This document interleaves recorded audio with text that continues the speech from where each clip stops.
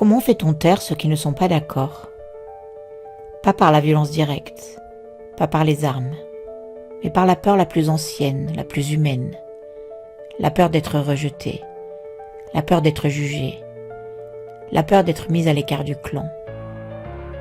On ne vous dit pas tais-toi, on vous murmure, tu es dangereux, tu es immoral, tu es du mauvais côté.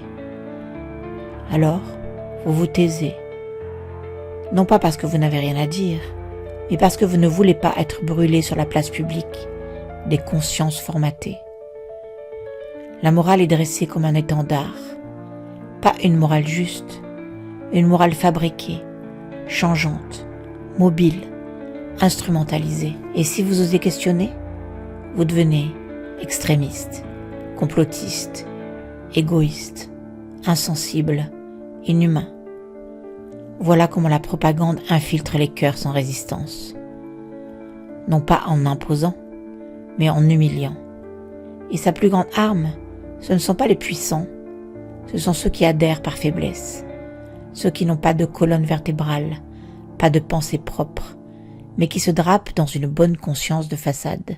Ils suivent la norme, récitent les slogans, adhèrent au script et se congratulent d'être du bon côté. Ils ne veulent pas confronter leurs abîmes, alors ils désignent les vôtres comme dangereux. Ils préfèrent se sentir bons que devenir vrais. Et c'est ainsi que s'installe la confusion. C'est ainsi que la vérité devient suspecte. Et c'est ainsi que le diable avance. Pas avec des cornes, mais avec des mots doux, des hashtags bien pensants et des foules qui croient faire le bien en crucifiant ceux qui parlent vrai. Alors oui, tu dérangeras. Oui, tu seras seul parfois. Mais rappelle-toi, le silence, lui, fait le lit de toutes les soumissions. Alors, allez-vous taire votre feu, par peur d'être seul dans la lumière, ou allez-vous rester debout même face à la foule, même face au silence complice, même face à l'opprobre, pour défendre ce qui résonne dans vos tripes?